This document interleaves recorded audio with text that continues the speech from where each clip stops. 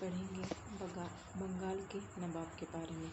पहला है मुर्शिद कुली खां 1700 से 1727। मुर्शिद कुली खां बंगाल का पहला नवाब था। 1700 में बंगाल का दीवान औरंगजेब ने बनाया। 1707 में औरंगजेब की मृत्यु के बाद औरंगजेब का पोता अजी मुस्तान व मुर्शिद कुली खां के बीच विरोध हुआ। इसके बाद मुर्शिद ने राजधानी ढाका से मुर्शिदाबाद बना दी। 1717 में फर्रुखिया ने बंगाल का सूबेदार बना दिया। 1719 में उड़ीसा को बंगाल में मिला दिया मुर्शिद कुली खां ने। 1719 में इजारीदारा प्रथा का जनक कहा जाता है मुर्शिद कुली खां को। दूसरा बंगाल का नवाब सुजाउद्दीन आता है 1727 से 39 तक। 1732 ईस्वी में बिहार को बंगाल में मिलाया। इसके बाद आता है सरफराज खान। 1740 में यह गिरिया का युद्ध लड़ा। चौथा आता है अलीवर्दी खान। यह 1740 से 1756 तक इसका शासन रहा। रंगीला को 2 करोड़ रुपये देकर यह आधिकारिक घोषित करवाया कि मैं वास्तविक नवाब हूँ। अलीवर्दी खां का कोई पुत्र नहीं था तो इसने अपनी छोटी बेटी के पुत्र सिराजुद्दौला को बंगाल का नवाब बनाया। अलीवर्दी खां का कथन था कि यूरोपीय मधुमक्खी हैं। बंगाल का अगला नवाब सिराजुद्दौला बनता है। सिराजुद्दौला का विरोध घसीटी बेगम जो सिराजुद्दौला की मौसी थी प्लस मीर जाफर और राय दुर्लभ और अमीन चंद्र ने किया था। 20 जून 1756 में ब्लैक हॉल या कालकोठरी की घटना हुई जिसका जिक्र हालवेल ने किया था। इस घटना में छोटे से कमरे में 146 लोगों को सिराजुद्दौला ने कैद कर लिया था जिसमें से केवल 23 जिंदा बचे थे। फरवरी 1757 में अंग्रेजों ने चंद्रनगर पर कब्जा कर लिया। चंद्रनगर इसी समय अंग्रेजों ने अलीगढ़ की संधि की थी। प्लासी का युद्ध 23 जून 1757 में सिराजुद्दौला प्लस इसका सेनापति Mir Jafar plus Mir Madan versus Clive के बीच हुआ जिसमें क्लाइव की जीत होती है। मीर जाफर जो सिराजुद्दौला का सेनापति था यह अंग्रेजों को साथ देता है तथा सिराजुद्दौला को धोखा देता है। अब आता है मीर जाफर। मीर जाफर का शासन 1757 से 1760 तक रहा। यह एक अयोग्य शासक रहा। इसके बाद आता है मीर कासिम। मीर कासिम जो होता है वो मीर जाफर का दामाद होता है। इसने ये भी अपनी राजधानी स्थानांतरण करता है। मीर जाफर जो है 1763-65 तक रहता है। बक्सर का युद्ध जो 22 अक्टूबर 1764 ईस्वी में हुआ था जो हेक्टर मुनरो जो अंग्रेजी था वर्सेस मीर कासिम के बीच हुआ था। इसमें हेक्टर मुनरो की जीत होती है। इसी में इलाहाबाद की संधि होती है। प्रथम संधि इलाहाबाद की 12 अगस्त 1765 ईस्वी को होती है जिसमें बंगाल बिहार और उड़ीसा की दीवान अंग्रेजों को मिलती है तथा शाह आलम द्वितीय को 26 लाख रुपये का वार्षिक खजाना देना होता है। इलाहाबाद की दूसरी संधि 16 अगस्त 1765 ईस्वी में होती है। इसमें इलाहाबाद का किला शाह आलम को दे दिया जाता है। बंगाल में द्वैध शासन 1765-72 में लगा। बंगाल का पहला और अंतिम सूबेदार मोहम्मद रजा खां था। अब पढ़ेंगे हम भारत में विदेशियों का आवागमन के बारे में। विदेशियों का आने का जो क्रम है पहले पुर्तगाली आए जो पुर्तगाल से थे। डच आए जो हॉलैंड या नीदरलैंड के रहने वाले थे। उसके बाद अंग्रेज आए फिर जो ब्रिटेन के रहने वाले थे। डेनिश जो डेनमार्क के रहने वाले थे। फ्रांसीसी जो फ्रांस के रहने वाले थे। स्वीडिश जो स्वीडन के रहने वाले थे। ये उनके आने का क्रम है। 1942 में अमेरिका के समुद्री मार्ग की खोज की कोलंबस ने जो स्पेन के रहने वाला था तथा इसकी जो पूरा खर्चा है यात्रा का वो महारानी इसाबेल ने किया था। सबसे पहले भारत में पुर्तगाली आते हैं। 1787 में बार्थोलोम्यू डियाज जो उत्तर मासा अंतरिक्ष की खोज की जिसे कैप ऑफ गुड होप भी कहा जाता है। 17 मई 1498 में वास्को डी गामा ने भारत यूरोप के व्यापारिक मार्ग की खोज की। यह सबसे पहले कालीकट जो केरल में है वहाँ पहुँचा। हिंदू शासक जो जेमरिन ने इसका स्वागत किया। इसका जो उद्देश्य था वह व्यापार करना तथा ईसाईयत का प्रचार करना था। वास्को डी गामा भारत दूसरी बार 1502 ईस्वी में आया था। 1524 ईस्वी में इसकी मृत्यु हो जाती है। वास्को डी गामा भारत में 3 बार आया। इसके बाद पुर्तगाल के राजा Pedro Alvares plus Bartholomew Dias था, जो ब्राज़ील के मार्ग की खोज करता था। 1503 में पुर्तगालियों ने कोचीन में अपनी व्यापारिक कोठी स्थापित की। 1505 में फ्रांसिस द अल्मेडा, जो पहला पुर्तगाली गवर्नर बनकर भारत आया। फ्रांसिस द अल्मेडा ने शांत जल नीति अपनाई, जिसे ब्लू वाटर पॉलिसी कहा जाता है। इसने कार्टेज पद्धति भी लागू की। इसके बाद 1505 में सेकेंड कोठी, जो कन्नूर केरल में स्थित है, बनाई। 1509 से 1515 में अल्बुकर्क गवर्नर बनकर आता है, जो अल्बुकर्क अल्मेडा द्वारा बनाए गए ब्लू वाटर पॉलिसी को खत्म कर देता है। 1510 ईस्वी में बीजापुर, जो यूसुफ आदिल शाह के शासक था वहाँ का, उससे गोवा छीन लेता है। 1530 में गोवा को अपनी राजधानी अल्बुकर्क ने बनाई। 1535 ईस्वी में इसने द्वीप पर अधिकार किया तथा 1539 में दमन क्षेत्र पर अधिकार किया। दमन पर पूर्ण रूप से कंट्रोल 1559 ईस्वी में किया। अब पुर्तगाली जब भारत आए तो उन्होंने क्या क्या लेकर आया, मतलब भारत को क्या क्या दिया। पहला है तंबाकू, दूसरा आलू टमाटर की खेती, प्रिंटिंग प्रेस की स्थापना की, जहाज का निर्माण, ये सब पुर्तगालियों ने ही किया था। 1661 में अब पुर्तगाल की जो महारानी थी कैथरीन ब्रेगेंजा, उनकी शादी ब्रिटिश राजकुमार चार्ल्स सेकंड से हो जाती है। पुर्तगालियों ने चार्ल्स सेकंड को दहेज में मुंबई दे देते हैं। 1659 में श्रीलंका को डचों ने छीन लिया। पहला डच यात्री जो था कॉर्नेलियस द हाउटमैन था, जो 1596 ईस्वी में आया था। इन्होंने जो डच थे, उसने अपना पहली फैक्ट्री 1605 ईस्वी में मसूलीपट्टनम में बनाया। दूसरी फैक्ट्री 1610 में पुलिकट, उसके बाद 1616 में सूरत तथा 1645 में कराईकल में बनाया। डचों का जो पतन है वेदरा के युद्ध, जो 1759 ईस्वी में हुआ था कलकत्ता में, उससे डचों का अस्तित्व खत्म हो गया। ईस्ट इंडिया कंपनी की स्थापना 1600 ईस्वी में अकबर के समय में हुआ था। एलिजाबेथ जो थी, उन्होंने 15 वर्षों का चार्टर ईस्ट इंडिया कंपनी को दिया था। 1717 में फर्रुखसियर, जो 1713 से 19 तक ने एक दस्तक जो है एक कर मुक्त व्यापार करने का आदेश होता है, वो जारी किया। इसी के साथ फर्रुखसियर के समय ही शिष्टमंडल आया था, जिसके अध्यक्ष जॉन शर्मन थे। दस्तक के कारण ही प्लासी व बक्सर का युद्ध हुआ। फ्रांसीसी कंपनी की स्थापना 1664 फ्रांसिस कैरो ने किया था। इसी के बीच होता है कर्नाटक का युद्ध। कर्नाटक की राजधानी अरकाट थी तथा कर्नाटक के नवाब अनवरुद्दीन थे। पहला कर्नाटक युद्ध 1740 से 1748 हुआ था। इसका कारण ऑस्ट्रिया का युद्ध था। उसके बाद ऑस्ट्रिया का युद्ध था। तत्कालीन कांग्रेस का अंग्रेज बर्नेट ने 2 फ्रेंच जलपोतों को अपने अधीन कर लिया था तथा उसे जला दिया था।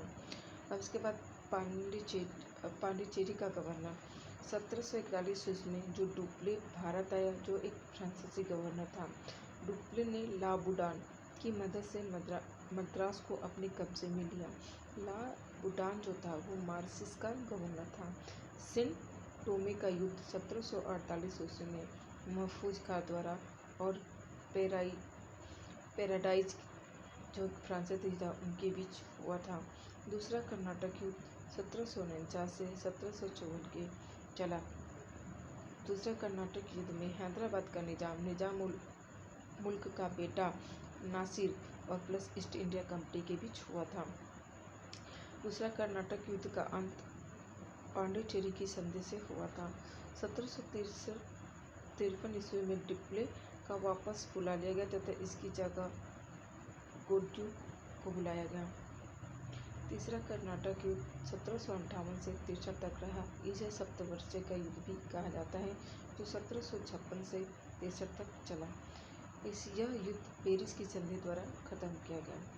अब वांडीवास का युद्ध। वांडीवास तमिलनाडु में पड़ता है। यह युद्ध 22 जनवरी 1760 ईस्वी में ईस्ट इंडिया कंपनी तथा फ्रांसीसियों के बीच में हुआ। इस युद्ध में फ्रांसीसियों का अंत हो गया और यह निश्चित हो गया कि अब भारत पे राज्य अंग्रेजों का ही रहेगा। 1761 ईस्वी में हैदर अली, जो मैसूर का सुल्तान बना, वह 1776 में इसने स्वयं को राजा घोषित किया। अब इसी के समय प्रथम आंग्ल मैसूर युद्ध होता है 1767 से 69 तक। हैदर अली और वेलेस्ट, जो ईस्ट इंडिया कंपनी के बीच हुआ था। 1771 में मराठों ने मैसूर का पर आक्रमण किया था। 1773 में अंग्रेजों ने माहे, जो फ्रांसीसियों के अधीन था, को अपने कब्जे में लिया और इसे त्रिपुट संधि हुई। अब आते हैं टीपू सुल्तान। टीपू सुल्तान का जन्म 1750 ईस्वी में हुआ था, इन्होंने जयकुलीन क्लब की सदस्यता ग्रहण की थी। श्रीरंगपट्टनम में स्वतंत्रता का ब्रिज टीपू सुल्तान ने लगाया था। टीपू सुल्तान को दुनिया का पहला मिसाइल मैन कहा जाता है। इन्हें आधुनिक नेवी का जनक भी कहा जाता है। नेक्स्ट आते हैं बंगाल के governor general and viceroy. Bengal ये बहुत ज़्यादा इम्पोर्टेंट है और इससे एग्ज़ाम में क्वेश्चन आते हैं। बंगाल का पहला गवर्नर रॉबर्ट क्लाइव था। बंगाल का पहला गवर्नर जनरल हेस्टिंग, जो 1773 के रेगुलेटिंग एक्ट से बना था। भारत का पहला गवर्नर जनरल विलियम बेंटिंक था। यह 1833 एक्ट के द्वारा बना था। और भारत का पहला वायसराय कैनिंग, यह 1858 के रेगुलेटिंग एक्ट से बना। अगर पूछेगा कि स्वतंत्र भारत का पहला गवर्नर जनरल कौन था, तो वो माउंटबेटन था। और स्वतंत्र भारत का पहला भारतीय गवर्नर पूछेगा तो वो राजगोपालाचारी हैं। अब बंगाल के गवर्नर के बारे में पढ़ेंगे हम। पहले आते हैं क्लाइव का 1757 से 7 तक रहा। फिर उसके बाद 1765 से 67 तक रहा। क्लाइव को भारत पर अंग्रेजी शासन का जन्मदाता कहा जाता है। प्लासी की युद्ध में बंगाल का गवर्नर क्लाइव था। बंगाल में वैध शासन क्लाइव द्वारा था। ब्रिटेन जाकर इसने आत्महत्या कर ली। इसके बाद हालवेल आता है 1760 में, जो ब्लैक होल की इसी के समय घटना हुई। इसके बाद वीसी टॉट आता है 1760 से बक्सर का इसी के समय हुआ था। इसके बाद वॉरेन हेस्टिंग आता है 1772 से 73। फिर दूसरी बार 1773 से 85 की बात है। यह बंगाल का अंतिम गवर्नर था। 1773 के रेगुलेटिंग एक्ट से अब बंगाल का जो गवर्नर था, अब बंगाल का गवर्नर जनरल कहा जाने लगा था। 1784 में एशियाटिक सोसाइटी की स्थापना विलियम जोन्स, जो कि एक न्यायाधीश था, इससे समय में किया गया था। संस्कृत महाविद्यालय की स्थापना जोनाथन 1782 ईस्वी में हुआ था। 1784 ईस्वी में ईस्ट इंडिया एक्ट आया और 1780 में बंगाल गजट आया। बंगाल गजट के संस्थापक जेम्स ऑगस्ट हिक्की था। यह बंगाल गजट जो था वो इंग्लिश में था। अब अगला आता है कॉर्नवालिस। इसका समय जो है 1786 से 93। उसके बाद 1805। ये इम्पोर्टेंट है। नागरिक सेवा और पुलिस सेवा का जन्मदाता किसे कहा जाता है? कॉर्नवालिस को। इसने अस्थायी बंदोबस्त लागू किया। इसके बाद आता है वेलेस्ली। वेलेस्ली का कार्यकाल 1798 से 1805 तक रहा। सहायक संधि, इसने सहायक संधि को अपनाया। सहायक संधि अगर पूछा जाए कि सहायक संधि का जनक किसे कहा जाता है, तो सहायक संधि का जनक डुप्ले तथा अपनाने वाला वेलेस्ली था। सबसे पहले सहायक संधि के द्वारा 1798 में हैदराबाद को मिलाया गया। उसके बाद मैसूर को 1799, उसके बाद अवध को 1801 में। वेलेस्ली को जो था वो स्वयं को बंगाल का सिर कहा जाता है। क्वेश्चन पूछा जाता है कौन सा गवर्नर अपने आप को बंगाल का सिर कहता था, वो है वेलेस्ली। वेलेस्ली के सही समय फोर्ट विलियम कॉलेज की स्थापना 10 जून 1800 ईस्वी में हुआ। अगला आता है हेस्टिंग्स। इसका 1813 से 23 तक रहता है। 1820 में से मद्रास का गवर्नर इसी के समय रैयतवाड़ी प्रथा स्टार्ट होती है थॉमस मुनरो द्वारा। इसे सूर्य का सिद्धांत भी कहते हैं। 1858 में पेशवा पद को खत्म कर दिया गया। अगला आता है विलियम बेंटिंक। यह 1828 से 35 तक रहता है। विलियम बेंटिंक ने सती प्रथा का अंत 1829 में राजा राम मोहन राय के प्रयासों से किया। इसने ठगी प्रथा का अंत किया। कर्नल स्लीमैन को नियुक्त किया गया तथा शिशु वध पर रोक लगाई। विलियम बेंटिंक ही ने अंग्रेजी शिक्षा को माध्यम बनाया। पहला विधि आयोग का गठन, जिसके अध्यक्ष मैकाले था, 1834 ईस्वी में हुआ। मैकाले को ही अंग्रेजी शिक्षा का जन्मदाता कहा जाता है। अगला आता है मेटकॉफ 1835-36 तक रहता है। ये इसको समाचार पत्रों का मुक्तिदाता किसे कहा जाता है, तो मेटकॉफ को। इससे बस यही क्वेश्चन पूछा जाता है, ये ज़्यादा इम्पोर्टेंट नहीं है। इसके बाद आता है ऑकलैंड। इसे सड़क आजम को जीटी रोड नाम दिया। इसके बाद आता है एलनबरो। यह दास प्रथा को खत्म किया। डलहौजी, यह इम्पोर्टेंट है। डलहौजी का कार्यकाल 1848 से 56 तक रहा। इसने राज्य हड़प नीति, जिसे व्यापकत सिद्धांत भी कहा जाता है, अपनाया। सबसे पहले इसने सत्तारा, जो महाराष्ट्र में पड़ता है, को हड़प नीति की सहायता से अपने अधीन किया। इसके बाद झांसी को 1852 में, इसके बाद नागपुर 1854 ईस्वी में, अवध को 1856 ईस्वी में कुशासन आरोप से आउटरन की रिपोर्ट पर अपने अधीन किया। रेलवे का जनक डलहौजी को कहा जाता है, जो 16 अप्रैल 1853 से मुंबई से थाने के बीच चली थी। डाकघर अधिनियम 1854 डलहौजी के ही समय में आया था। विद्युत तार सेवा भी 1854 में डलहौजी के ही समय में आया था। इसके बाद अगला आता है बंगाल का गवर्नर कैनिंग, जो 1856 से 62 तक रहता है। पहला वायसराय या अंतिम गवर्नर जनरल था। विधवा पुनर्विवाह अधिनियम 1856 कैनिंग के ही समय में लागू हुआ। यह पहला आयकर अधिनियम 1860 इसी के समय में लागू हुआ। पहला हाईकोर्ट अधिनियम 1861 ईस्वी में, इसमें 62 आया और 62 में कलकत्ता हाईकोर्ट बना, मुंबई हाईकोर्ट बना तथा मद्रास हाईकोर्ट। ये तीनों 1862 में बने, जबकि 1866 में इलाहाबाद हाईकोर्ट बना और 1966 में दिल्ली हाईकोर्ट बना।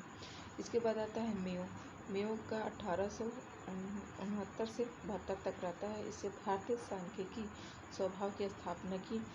इसके समय में ही पहली प्रायोगिक अधिनियम जनगणना 1872 में स्टार्ट हुई। इसके बाद आता है लिटन 1876 से 80 तक रहता है। इसमें 1877 में प्रथम दिल्ली दरबार इसी के समय में लगा। वर्नाकुलर प्रेस एक्ट 1878 में इसी के समय लगा। भारतीय शस्त्र अधिनियम 1878 इसी के समय आया। सिविल सेवा परीक्षा में भारतीयों की उम्र घटाकर 21 से 19 वर्ष लिटन के ही समय किया गया था। इसके बाद आता है रिपन, जो 1880 से 84 तक रहता है। यह कारखाना अधिनियम 1881 ईस्वी इसी के समय आया। फ्लोरेंस नाइटिंगेल ने रिपन को भारतीय समाज का उद्धारक कहा, रिपन को। इसके बाद प्रथम नियमित जनगणना 1881 ईस्वी में रिपन के समय ही हुआ था। इस इम्पोर्टेंट है। इल्बर्ट बिल 1883 में आई। इसमें ये था कि जो भारतीय जज थे वो अंग्रेजों की मुकदमा सुन सकते हैं। यह इम्पोर्टेंट है। यह रिपन के समय ही नहीं आया। स्थानीय स्वशासन का जनक 1882 ईस्वी में रिपन को कहा जाता है। हंटर कमीशन 1882 ईस्वी के समय आया। अगला आता है डफरिन 1884 से 88 तक रहता है। डफरिन के समय में कांग्रेस का गठन 1885 ईस्वी में हुआ था। इसके बाद आता है लैंसडाउन, जो 1888 से 1894 तक रहता है। डुरंड लाइन सीमा इसी के समय खींचा गया था, जो अफगानिस्तान में है। कर्जन आता है इसके बाद 1898 से 1905 तक। यह इम्पोर्टेंट है। ये पूछता है कि बंगाल विभाजन जो 1905 में हुआ था, उस समय कौन गवर्नर था बंगाल का, तो कर्जन था। पुलिस आयोग की स्थापना 1902 में इसी के समय में था।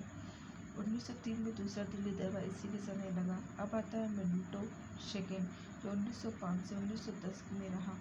इसी के समय मुस्लिम लीग की स्थापना 1906 में होती है। पुलिस आयोग की स्थापना 1902 इसी के समय 1907 में सूरत आयोग दिवस इसी के समय होता है। 1919 में पार्लियामेंट एक्ट जो था इसी के समय में आता है। इसके बाद आता है हार्डिंग के ही समय में होम रूल की स्थापना होती है तथा गांधी जी 1915 में वापस भारत आते हैं। अब आता है चेम्सफोर्ड, जो 1916 से 21 तक आता है। चेम्सफोर्ड के समय में लखनऊ पैक्ट 1916 में, जिसमें गरम दल, नरदल और मुस्लिम लीग एक हो जाते हैं। इसके बाद खिलाफत आंदोलन आता है, जो 1919 से 1924 तक आता है। मोहम्मद अली और शौकत अली द्वारा लखनऊ में ये आता है। जलियांवाला बाग हत्याकांड 13 अप्रैल 1919 चेम्सफोर्ड के ही समय हुआ था। रॉलेट एक्ट इसी के समय आया था। असहयोग आंदोलन 1920 से प्रारंभ इसी के समय हुआ। चंपारण सत्याग्रह 1917 जो बिहार में हुआ था इसी के समय हुआ। अब आता है रीडिंग का समय काल 1921 से 26 तक रहा। 4 फरवरी 1922 को चोरी चौरा कांड तथा असहयोग आंदोलन के इसी के समय गोरखपुर में चोरी कांड हुआ था, जिसे उस समय उत्तर प्रदेश को संयुक्त प्रांत कहा जाता था। स्वराज पार्टी का गठन 1923 ईस्वी में इसी के समय में हुआ, जिसको मोतीलाल नेहरू और चित्तरंजन दास ने प्रारंभ किया था। HRA हिंदुस्तान रिपब्लिक एसोसिएशन का गठन 1924 इसी के समय में हुआ। काकोरी एक्शन 9 अगस्त 1925 इसी के समय हुआ। अब आता है इरविन का काल 1926 से 31 तक का। सविनय अवज्ञा आंदोलन इरविन के ही समय में हुआ। साइमन कमीशन 1928 में भारत इसी समय हुआ। भारत गोलमेज सम्मेलन 1930 इरविन के ही समय हुआ। वेलिंगटन 1931 से 36 तक सेकंड गोलमेज सम्मेलन हुआ इसके समय में। तीसरा गोलमेज सम्मेलन हुआ तथा भारत शासन अधिनियम 1935 वेलिंगटन के समय में ही पारित हुआ। पूना पैक्ट 1932 इसी के समय में हुआ। इसके बाद आता है लिथगो 1936 से 43 तक ही रहता है। भारत छोड़ो आंदोलन 1942 से इसी के समय में होता है। लिथगो के समय क्रिप्स मिशन भी लिथगो के समय आता है। फॉरवर्ड ब्लॉक की स्थापना 1947 में इसी के समय होता है। उसके बाद आता है वेवेल, इसका 1943 से 47 तक काल रहता है। सिमला समझौता इसी के समय होता है। इसके बाद आता है माउंटबेटन, ये इम्पोर्टेंट ही पूछता है कि स्वतंत्रता के समय बंगाल का गवर्नर कौन था, तो वो था माउंटबेटन। अब हम पढ़ेंगे 1857 से पहले नागरिक कुछ विद्रोह हुए थे उसके बारे में। जैसे सन्यासी विद्रोह 1770 से 1820 तक चला, यह बंगाल में हुआ था। इसी के समय सन्यासी विद्रोह के ही समय बंकिम चंद्र चटर्जी द्वारा आनंद मठ लिखा गया। मोआ गारिया विद्रोह जो हुआ 1766 से 69 तक रहा, यह असम में हुआ। पलामू का विद्रोह बिहार में हुआ 1800 से 1802 तक रहा, जिसकी जगीरदारी छीनने के विरोध में। अब पायको का विद्रोह उड़ीसा में 1817 ईस्वी में, जिसका नेता जगबंधु थे। पागलपंथी विद्रोह 1825 से 35 तक चला, यह बंगाल में हुआ था। कोल विद्रोह 1831 में छोटे नागपुर में हुआ था। संथाल विद्रोह 1856 में बिहार में हुआ था। कुका विद्रोह 1872 पंजाब में, जिसका नेतृत्व राम सिंह कुका ने किया था। अब हम पढ़ेंगे 1857 का महासंग्राम। इसे क्वेश्चन बहुत पुटअप होते हैं। प्रथम स्वतंत्रता संग्राम जो 1857 का क्रांति था, उसको BD सावरकर ने प्रथम स्वतंत्रता संग्राम कहा है। जेम्स आउट्रम ने 1857 की क्रांति को षड्यंत्र कहा था। इसका धार्मिक कारण हिंदू विवाह अधिनियम था तथा आर्थिक कारण दादा भाई नौरोजी, जिनकी बुक का नाम poverty and British rule of India है, यह इम्पोर्टेंट है। राजनीतिक कारण तथा सहायक संधि तथा राज्य हड़प नीति तथा पेंशन पे रोक। 1857 का संग्राम 10 मई 1857 को मेरठ से प्रारंभ होता है, जिसका श्रेय धन सिंह कोतवाल जो एक गुज्जर थे, उनको जाता है। बागपत बाबा साहमन जाट, इन दोनों को जाता है। ये जनता जो थी 12 मई 1857 को दिल्ली पहुंचती है और दिल्ली में बहादुर शाह जफर सेकंड को साम्राज्य घोषित किया। लेकिन जो बहादुर शाह की तरफ से वास्तविक नेतृत्व जो था वह खान ने किया था।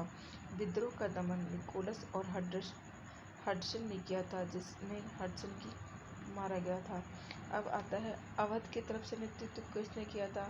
बेगम हजरत महल ने किया था, जिसको महकपरी के नाम से भी जाना जाता है। इसका दमन कैंपबेल ने किया। झांसी के तरफ से नेतृत्व रानी लक्ष्मीबाई ने किया था तथा इस विरोध को दबाने के लिए हीरोज आया, जिसका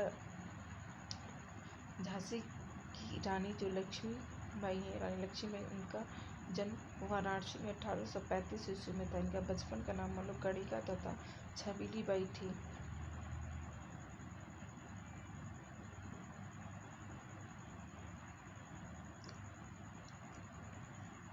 बिहार से कुंवर सिंह ने नेतृत्व किया था। फैजाबाद से मौलवी अहमदुल्ला ने किया था।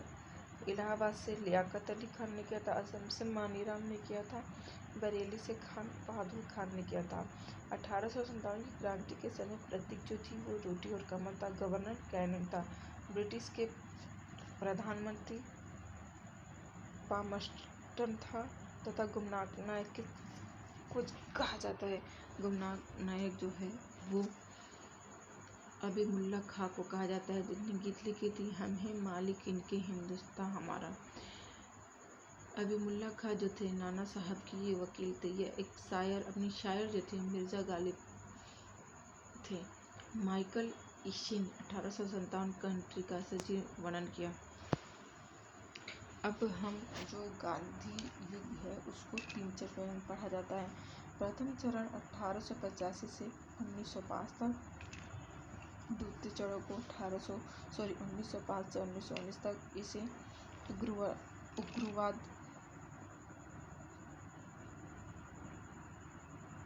उग्रवाद का चरण कहा जाता है। तीसरा चरण जो 1919 से 1947 तक, इसे गांधी युग कहा जाता है।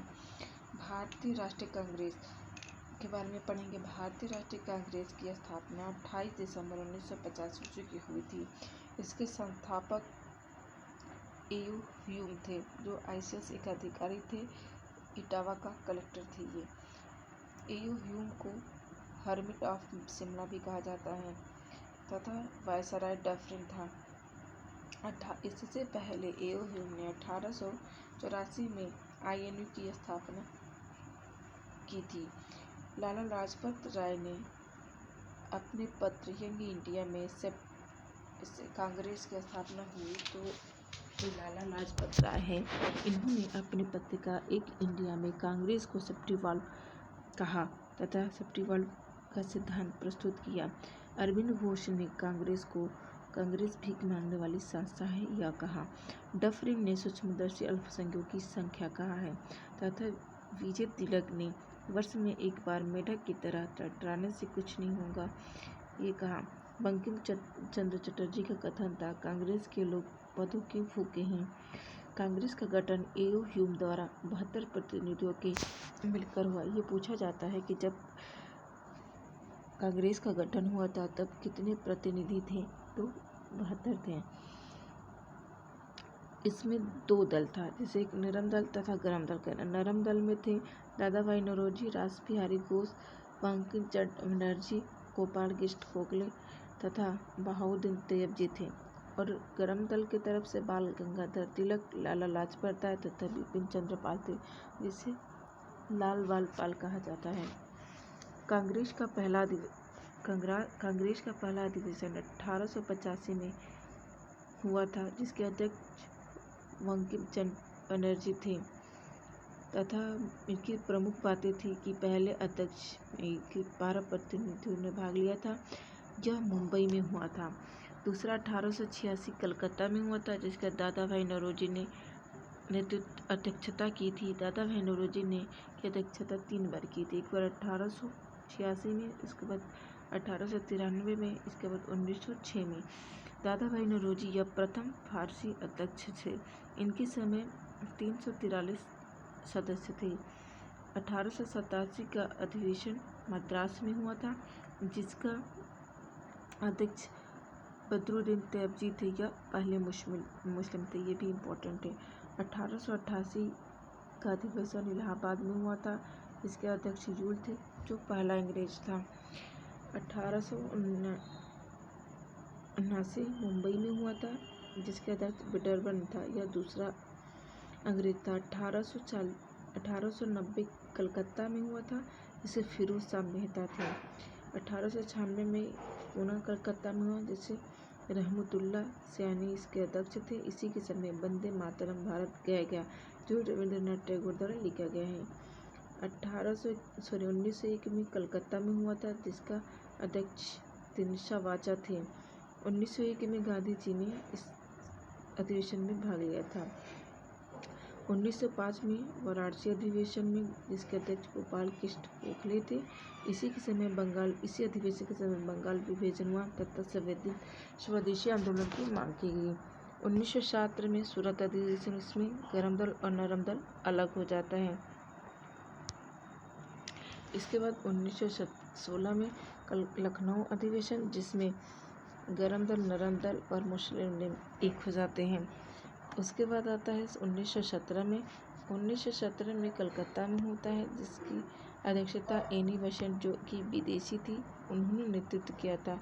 यह पहली महिला अध्यक्ष थी।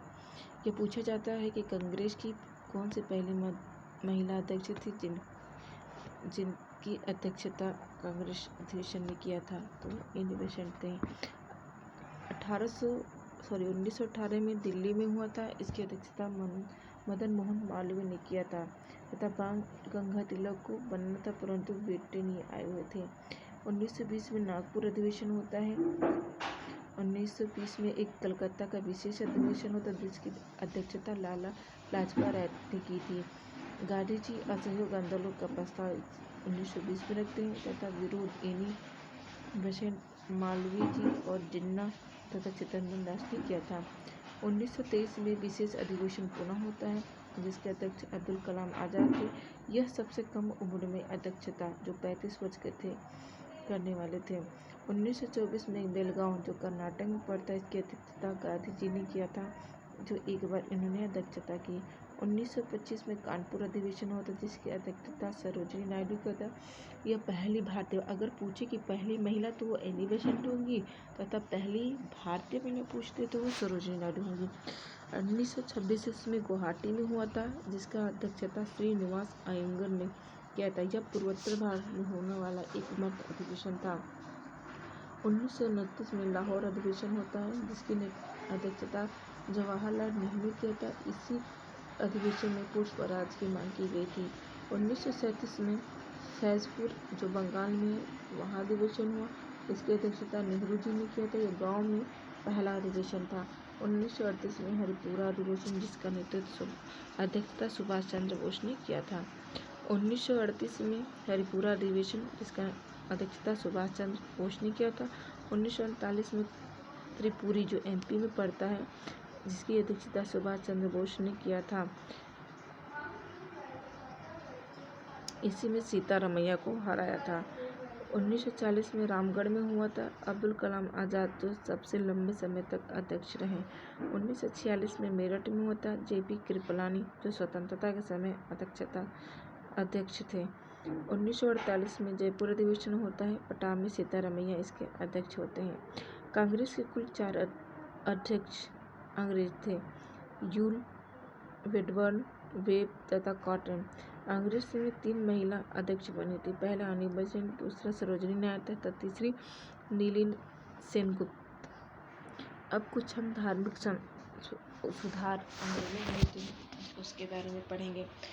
इसमें आता है प्रार्थना समाज। प्रार्थना समाज की स्थापना 1867 में हुई थी।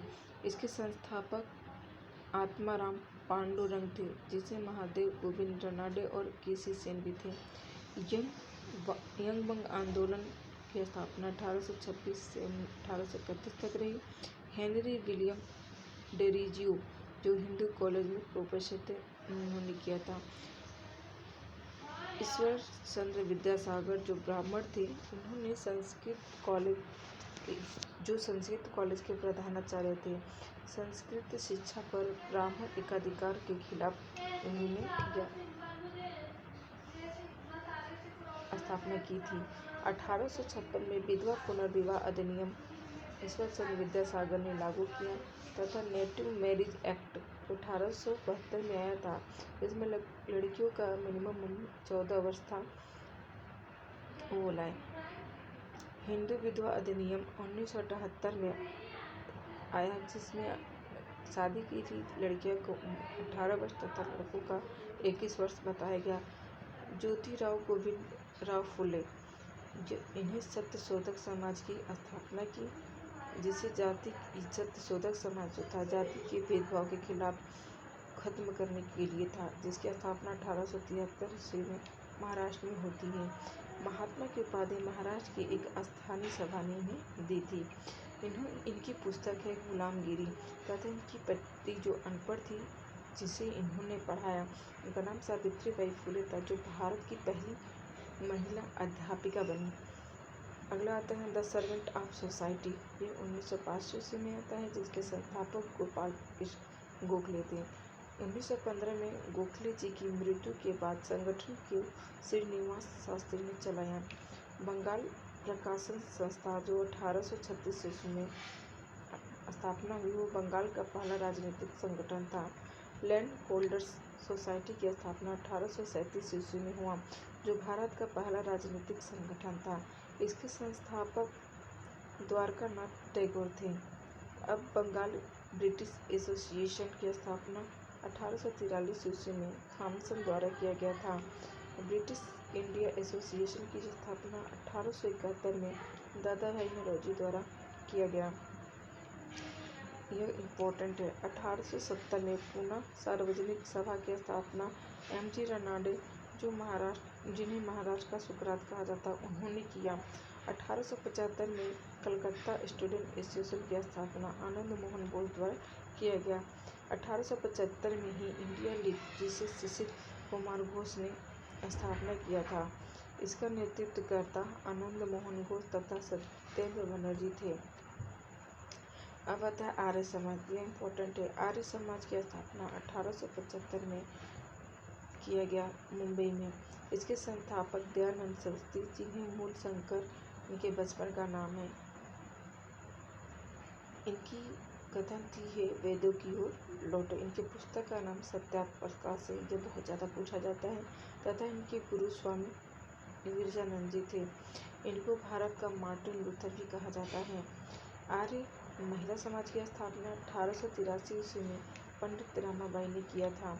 आर्य समाज से जुड़े जो पत्र थे, सुधर्मा तथा सुभाष पत्र थे। अब आते हैं राजा राम मोहन राय, जो 1772 से 1883। इन्हें धार्मिक सुधार आंदोलन के अग्रदूत कहा जाता है। राजा राम मोहन राय को ही आधुनिक भारत के निर्माता कहा जाता है। इन्हें ही भारतीय पुनर्जागरण के जनक कहा जाता है। भारतीय पत्रकारिता का जनक राजा राम मोहन राय को ही जाना जाता है। अतीत और आधुनिक युगों के मध्य का सेतु का कार्य राजा राम मोहन राय ने ही किया था। 1809 में एक पुस्तक तुफ़ात उल युवाहिदीन इन्होंने ही लिखी थी। 1815 में आत्मीय सभा का गठन राजा राम मोहन राय ने ही किया था। 1817 में कलकत्ता में हिंदू कॉलेज की स्थापना उन्होंने किया। 1820 में प्रीसेप्ट ऑफ जीसस पुस्तक लिखी। 1821 में संवाद कौमुदी, जो बंगाली भाषा में था, राजा राम मोहन राय ने ही लिखी। 1821 में ही मिरात उल अखबार, जो फारसी भाषा में था, इन्होंने लिखी। 1823 में लाइसेंसी एक्ट के तहत जब यह पहला अखबार था। 1825 में वेदांत कॉलेज की स्थापना राजा राम मोहन राय ने किया था। ब्रह्म समाज की स्थापना 1828 में राजा राम मोहन राय द्वारा ही किया गया। राजा की उपाधि इन्हें अकबर द्वितीय ने दिया था। 1829 में सती प्रथा पर रोक राजा राम मोहन राय के प्रयासों से पेंटिंग के समय हुआ था। पहला बंगाल में 1829 में, उसके बाद चेन्नई में 1830 में हुआ था। 1833 में इनकी मृत्यु हो जाती है। ब्रिस्टल में, जो इंग्लैंड में स्थित है। इनकी मृत्यु के बाद ब्रह्म समाज का नेतृत्व देवेंद्रनाथ ने किया था। केशवानंद ब्रह्म समाज के अंतर्राष्ट्रीयकरण के लिए जाने जाते हैं। 1866 में ब्रह्म समाज को आदि ब्रह्म समाज नाम दिया गया। अब आते हैं थियोसोफिकल सोसाइटी की स्थापना। यह नस्ल भेद को दूर करने के लिए 1875 ईस्वी में न्यूयॉर्क में इसकी स्थापना हुई थी, जिसकी संस्थापक मैडम हेलेना ब्लावाटस्की हैं। 1879 में मुंबई में व 1886 में चेन्नई में कार्यालय इसका खोला गया। 1889 में एनी बेसेंट ने थियोसोफिकल आंदोलन से जुड़ी। एनी बेसेंट आयरलैंड की रहने वाली थी। 1893 ये भारत आई। 1898 में सेंट्रल हिंदू कॉलेज की स्थापना की, जो यह 1916 में BHU बन गया। यह मदन मोहन मालवीय के प्रयासों से हुआ। अब आते हैं रामकृष्ण मिशन। 1897 रामकृष्ण परमहंस, इनके शिष्य का नाम स्वामी विवेकानंद, जिन्हें नरेंद्र दत्त भी कहा जाता है। स्वामी विवेकानंद जी, इनका जन्म 12 जनवरी 1863 में हुआ था। 11 सितंबर 1893 में शिकागो में विश्व धर्म सम्मेलन में इन्होंने भाग लिया। इनकी पुस्तक का नाम कर्मयोग, ज्ञान योग, राजयोग, भक्ति योग, संगीत योग तथा पत्र उद्बोधन, जो बंगाली भाषा में था, और प्रबुद्ध भारत, जो अंग्रेजी में था। इनको जो राजयोग था उसको मरणोपरांत इसको प्रकाशित किया गया था। इनके पिता का नाम विश्वनाथ तथा माता का नाम भुवनेश्वरी था। अब बंगाल विभाजन के बारे में पढ़ेंगे हम। बंगाल का विभाजन 1905 ईस्वी में हुआ था। ये दो भागों में पूर्वी बंगाल तथा पश्चिमी बंगाल में हुआ था। पूर्वी बंगाल में कौन कौन से भाग थे? पूर्वी बंगाल में प्लस असम प्लस मुस्लिम बहुमूल्य तथा इसकी राजधानी ढाका हुई। पश्चिमी बंगाल में बंगाल, बिहार, उड़ीसा प्लस यह हिंदू बहुमतीय क्षेत्र था। राजधानी इसकी कोलकाता थी। 16 अक्टूबर 1925 को बंगाल का शोक दिवस के रूप में मनाया जाता है। इसे राखी दिवस या वंदे मातरम राखी दिवस भी कहा जाता है। वंदे मातरम बंगाल विभाजन के समय में ही किया जाता है। अमार सुनार बंगला, यह बांग्लादेश का राष्ट्रीय गान है, जो रविंद्रनाथ टैगोर द्वारा लिखा गया है।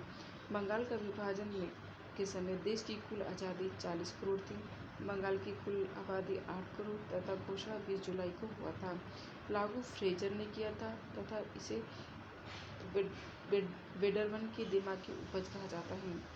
उस समय के राज्य सचिव रिजले थे तथा वायसराय कर्जन था। बंगाल विभाजन के विरोध में 7 अगस्त 1905 को कलकत्ता के टाउन हॉल में मीटिंग हुआ और स्वदेशी आंदोलन शुरुआत किया गया, जिसका नेतृत्व सुरेंद्रनाथ बनर्जी प्लस आनंद मोहन घोष कर रहे थे।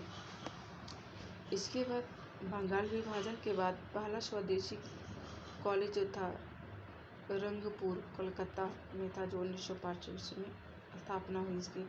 1906 में राष्ट्रीय शिक्षा परिषद आया। बंगाल विभाजन के विरोध का दमन करने के लिए कलायों को नियुक्त किया गया। मुस्लिम लीग ने बंगाल विभाजन का विरोध नहीं किया था। इस मुस्लिम लीग ने ढाका में 1906 में सलीम अल्लाह खां तथा आगा खां द्वारा पहला अध्यक्ष बफर मुश्ताफ हुसैन, जो मुस्लिम लीग की स्थापना 1916 में होता है। वायसराय मिंटो था। बंगाल विभाजन 1911 में रद्द कर दिया गया। तीसरे दिल्ली दरबार, जिसको के समय बंगाल का गवर्नर हार्डिंग सेकेंड के समय हुआ था। 1911 में दिल्ली राजधानी बनने की घोषणा हुई तथा 1912 में राजधानी बनी। 1927 में नई दिल्ली शहर बसाया गया। अनुशीलन समिति 1902 में इसकी स्थापना ज्ञानेंद्र नाथ बसु द्वारा होती है। इसके सदस्य हैं रविंद्र कुमार घोष, भूपेंद्र नाथ दत्त तथा अभिनाथ भट्टाचार्य जी हैं। इन तीनों लोग ने युगांतर पत्रिका का संपादन 1906 ईस्वी बांग्ला भाषा में किया। 1908 में किंग्सफोर्ड पर बम मामला, जिसमें मुजफ्फरपुर में सेशन जज बनकर भेजा गया। 30 अप्रैल 1908 को खुदीराम बोस, जो सबसे कम उम्र के क्रांतिकारी थे, मात्र 8 साल 9 माह के थे, उन्हें 11 अगस्त 1928 को फांसी दे दी गई। 1908 का अलीपुर षड्यंत्र मामला, इसे अनुशीलन समिति के सदस्यों पर और जिसकी अध्यक्षता अरविंद घोष की पुस्तक the life divine easy of Gita ने लिखी थी। 1912 में दिल्ली षड्यंत्र मामला, इसका सूत्रधार रास बिहारी घोष, वसंत कुमार तथा अन्य व्यक्ति मास्टर अमित चंद, अवध बिहारी तथा बाल मुकुंद गुप्त थे। इंडिया हाउस की स्थापना श्यामजी कृष्ण लाला हरदयाल 1985 लंदन में करते हैं।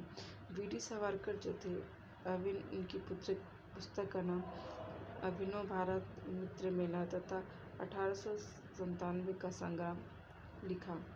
1925 में हेडगेवर, जो RSS नागपुर के संस्थापक थे। अब आता है गदर पार्टी की स्थापना 1913 ईस्वी में, जिसके संस्थापक लाला हरदयाल थे।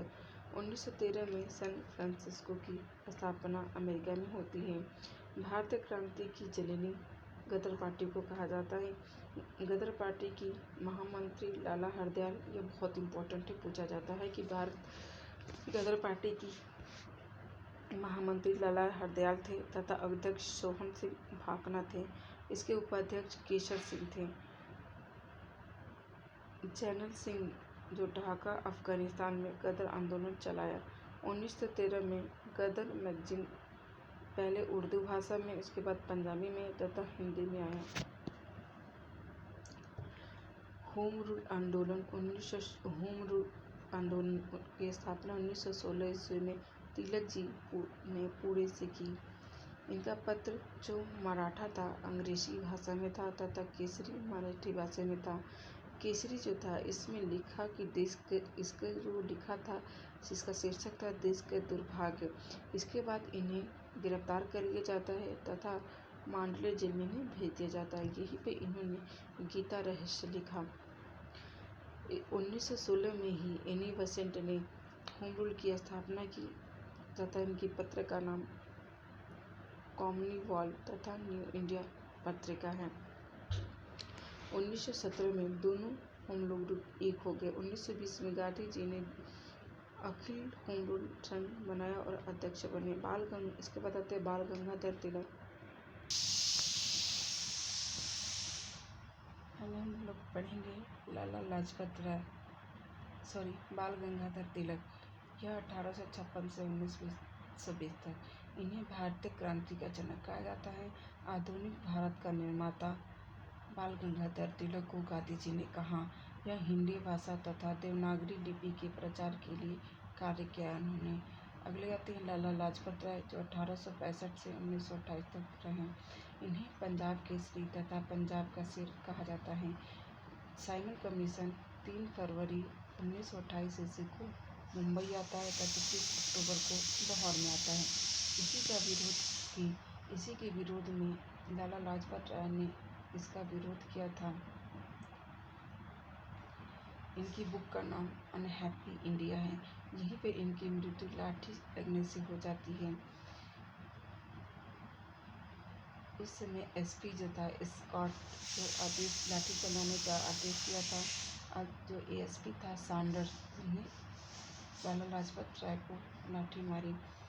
हत्या का बदला 17 दिसंबर 1928 को भगत सिंह, राजगुरु, सुखदेव ने लिया, जिन्होंने सैंडर्स को गोली मारी। इनकी पत्र है तरूण भारत तथा यंग इंडिया। इसके बाद आता है बिपिन चंद्रपाल।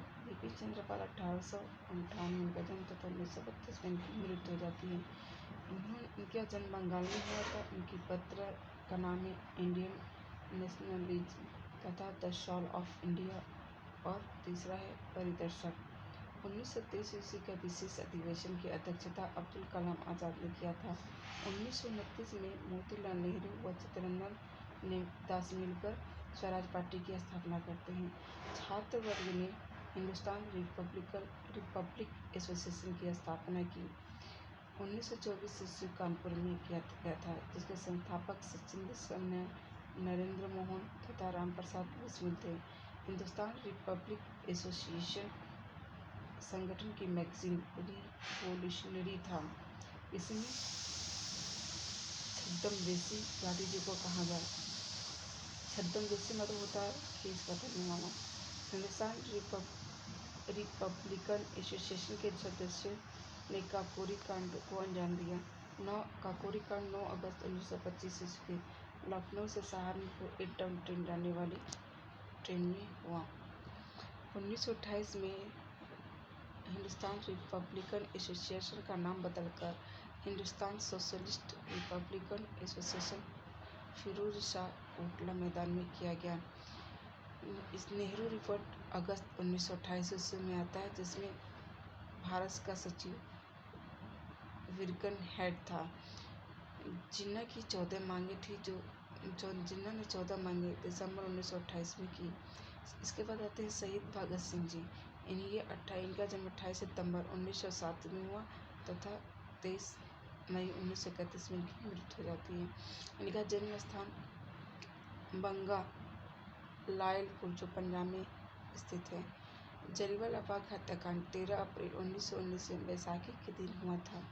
रॉलेट एक्ट 1919 में, जिसे काला कानून, बिना अपील बिना दलील का कानून कहा जाता है, रॉलेट एक्ट का विरोध कर रहे हैं डॉक्टर सत्यपाल और सैफुद्दीन किचलू को गिरफ्तार कर लिया गया। इन्हीं की गिरफ्तारी का विरोध में भीड़ जलियांवाला बाग पहुंची थी।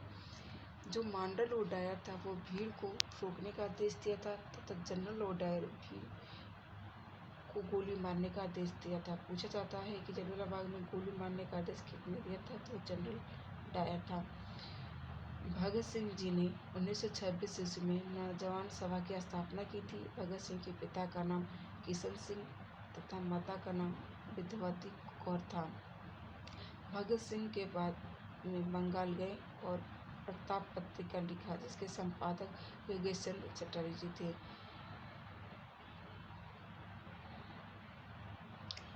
दुर्गा भाभी जो थी भगवती चरण बोहरा की पत्नी थी, जिनकी दुर्गा भाभी भगवती चरण की बुक का नाम फिलॉसफी ऑफ बॉम्ब है। 8 अप्रैल 1929 में भगत सिंह और बटुकेश्वर दत्त ने केंद्रीय असेंबली में बम फेंका। 23 मार्च 1931 में फांसी हो गई तथा भगत सिंह, राजगुरु और सुखदेव लाहौर सेंट्रल जेल में वकील आसफ अली थे। भगत सिंह जी का समाधि स्थल पंजाब में 4 अक्टूबर 1930 को त्रिभुवन पत्र में लिखा, मैं स्वयं चाहता हूँ कि मुझे सजा हो। मनमोहन मालवीय ने भगत सिंह जी की सजा को आजीवन कारावास में बदलने के लिए चिट्ठी लिखी थी। भगत सिंह जी की पुस्तक जिसे आत्मकथा स्वाधीनता की लड़ाई में पंजाब, पहला उभार तथा द डोर टू डेथ था। इनका लेख है, मैं नास्तिक क्यों हूँ। इसके बाद आते हैं महात्मा गांधी। महात्मा गांधी का जन्म 2 अक्टूबर 1869 ईस्वी में पोरबंदर जो गुजरात में पड़ता है वहाँ हुआ था। इनके पिता का नाम करमचंद गांधी, माता का नाम पुतलीबाई तथा पत्नी का नाम कस्तूरबा गांधी थी। इनके 4 बेटे हरिलाल, माणिकलाल, रामदास तथा देवदास था। गांधी जी के 5वें पुत्र के रूप में जमुनालाल को जाना जाता है। यह इनके वास्तविक पुत्र नहीं थे, लेकिन पुत्र के रूप में गांधी जी मानते थे। 1888 में गांधी जी लंदन पढ़ने गए। वो 1891 में लंदन से वापस आए। 1893 में दक्षिण अफ्रीका शेख अब्दुल्ला का मुकदमा लड़ने दक्षिण अफ्रीका गए। यहीं पे डरबन से प्रिटोरिया जाते समय सेंट पीटर्स मॉरिसबर्ग में स्टेशन से इन्हें धक्का दे दिया गया। 1894 में नटाल कांग्रेस की स्थापना की, जो नस्लभेद को खत्म करने के लिए था। 1904 में फिनिक्स आश्रम, यहीं से इंडिया ओपिनियन अखबार चलाया गांधी जी ने। 9 जनवरी 1915 गांधी जी भारत वापस आते हैं। प्रथम विश्व युद्ध में लोगों के शामिल होने के लिए गांधी जी ने प्रेरित किया। तभी लोगों ने गांधी जी को भर्ती करने वाला सर्जेंट कहा। गांधी जी को केसरी हिंद की उपाधि अंग्रेजों ने दी थी। गांधी जी के राजनीतिक गुरु गोपाल कृष्ण गोखले तथा आध्यात्मिक गुरु रामचंद्र थे।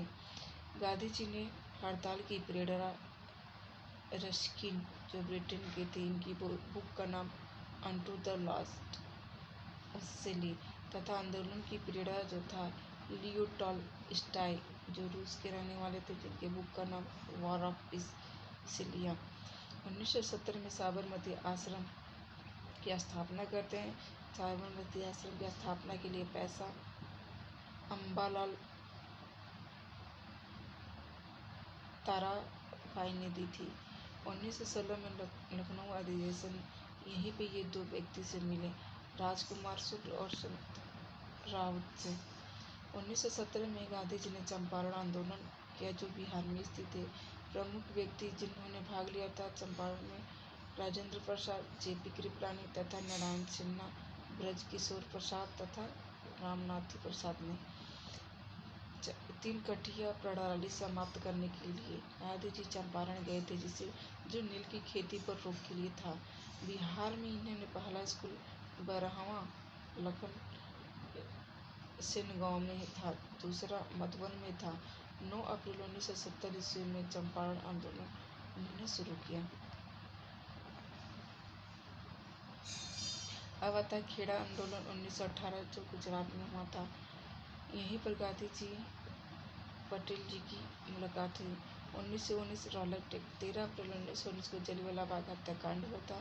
गांधी जी ने केसरी हिंद की उपाधि इस हत्याकांड के बाद त्याग दी थी, तथा टैगोर जी ने नाइटोज की उपाधि त्याग दी। असहयोग आंदोलन, पहला जन आंदोलन जो हुआ था 1 अगस्त 1920 ईस्वी से स्टार्ट हुआ था। असहयोग आंदोलन का प्रस्ताव 4 सितंबर 1920 ईस्वी में कलकत्ता अधिवेशन में पारित हुआ था। चौरी चौरा कांड जो हुआ था 4 फरवरी 1922 ईस्वी में हुआ था। संयुक्त प्रांत, उस समय उत्तर प्रदेश को संयुक्त प्रांत कहा जाता था। इसी वजह से असहयोग आंदोलन वापस ले लिया गया था। खिलाफत आंदोलन 1924 में स्टार्ट होता है, 1919 में स्टार्ट होता है, 1924 तक चलता है। यह लखनऊ में स्टार्ट होता है। सविनय अवज्ञा आंदोलन 1930 में स्टार्ट होता है, 1934 तक चलता है। इसे नमक सत्याग्रह भी कहा जाता है। प्रथम जो सविनय अवज्ञा आंदोलन 12 मार्च 1930 ईस्वी से अप्रैल 1930 ईस्वी तक चला। द्वितीय 29 दिसंबर 1931 से पुनः चला। दांडी मार्च 12 मार्च 1933 से 6 अप्रैल 1930 तक चला। इसमें सहयोगी 78 लोग थे, जो 240 मील की यात्रा की पैदल और 24 दिन लगे थे। गांधी इरविन समझौता 5 मार्च 1931 में हुआ था। गांधी जी की बुक का नाम स्वराज तथा सत्य के साथ मेरा प्रयोग है। 16 अगस्त 1932 में सांप्रदायिक पंचायत का स्थापना होता है, जो पूना पैक्ट में गांधी जी ने पूना पैक्ट जो हुआ था गांधी जी और भीमराव अम्बेडकर के बीच 24 सितंबर 1932 ईस्वी में हुआ था, जो हिंदुओं की तरफ से हस्ताक्षर मदन मोहन मालवीय जी ने किया था। 1933 में हरिजन पत्रिका की तथा व्यक्तिगत सत्याग्रह महाराष्ट्र में 17 अक्टूबर 1940 को स्थापना होती है। पहले सत्याग्रही जो थे विनोबा भावे तथा दूसरे जवाहरलाल नेहरू तथा तीसरे ब्रह्मदत्त थे। 8 अगस्त 1942 को भारत छोड़ो आंदोलन गांधी जी ने नारा लिया, जिसे ग्वालियर मैदान में घोषणा की। यहीं पर करो या मरो का नारा गांधी जी ने दिया था। भारत